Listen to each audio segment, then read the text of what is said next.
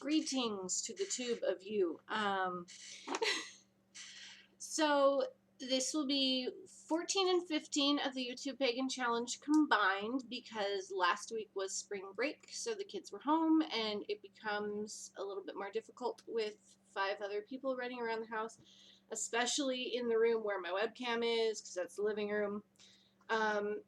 Granted, I could have gone outside, but you know how things tend to go. If I were to sit down and make a video while they were home, it would have been, as soon as I sat down to do it or gone outside to do it, there would have been a fight or something would have happened. So I figured I would just wait for this week and either do them back to back or combine them. I think that combining them is just going to be easier because the topics are very connected. So week 14 was what do magic with a C / magic with a K mean to you?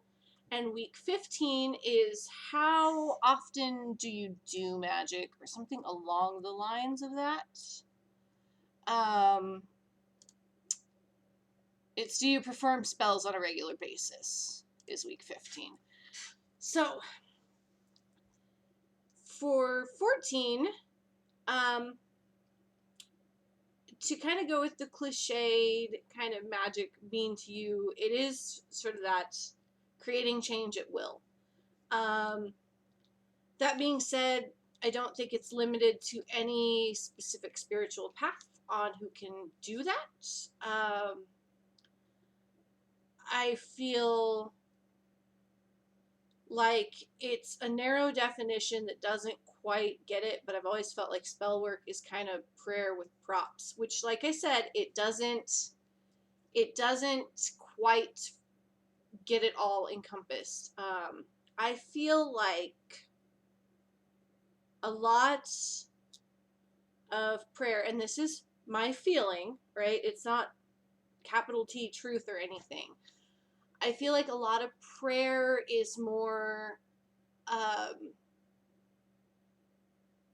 aside from asking for advice, but if you're wanting something to change in your situation, then I feel kind of like prayer is just passing it off to the divine, to the deity that you're talking to. Whereas spell work is I'm asking for help in this, but I'm still doing my part. Because that's the most important thing with spell work. You still have to do your part. You have to do the follow-up work. It's the most important thing.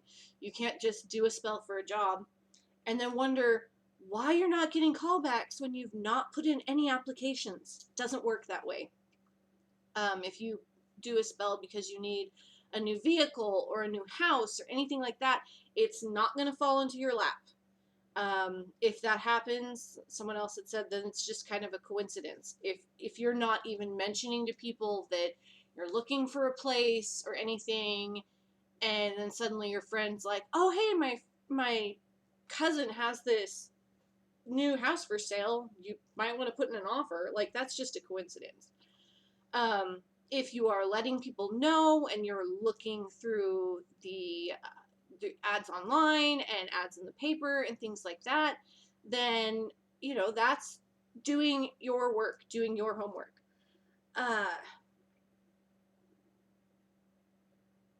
I do feel in some respects that the law of attraction falls into magic work.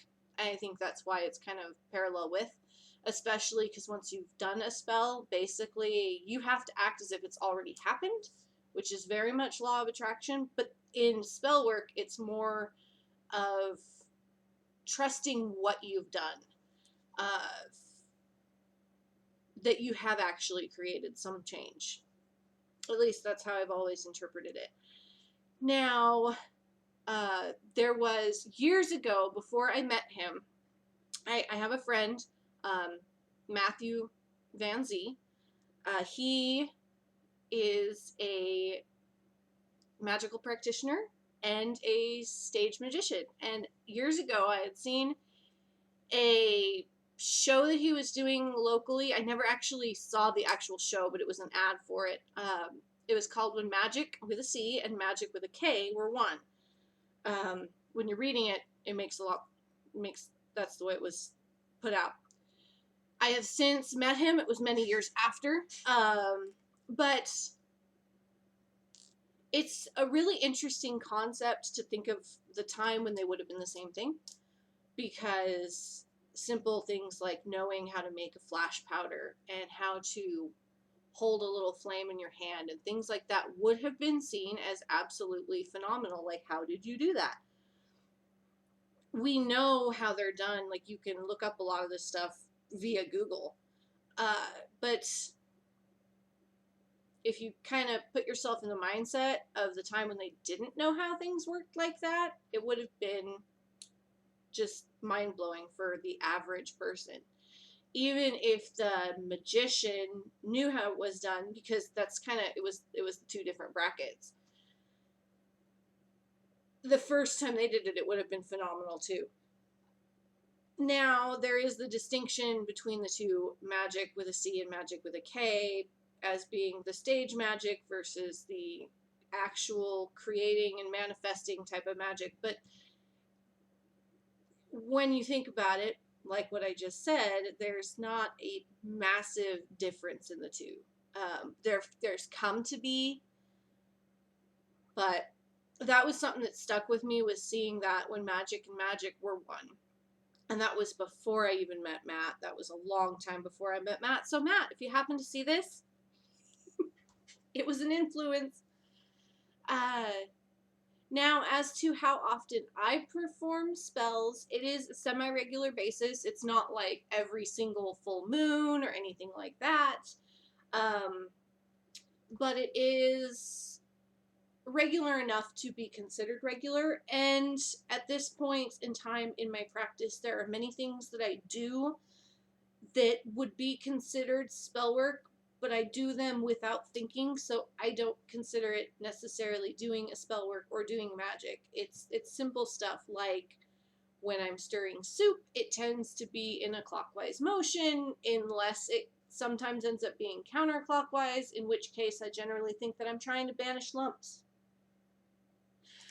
I do specific symbols in food, and I'll do certain different things around the house that will fall under that umbrella. Like yesterday, and I'm going to be doing it again today, it was assembling stuff to go into my freezer so that I don't really have to cook much.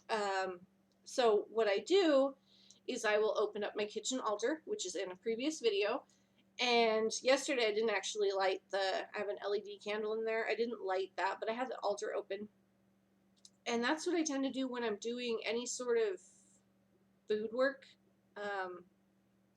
with any sort of intent to it.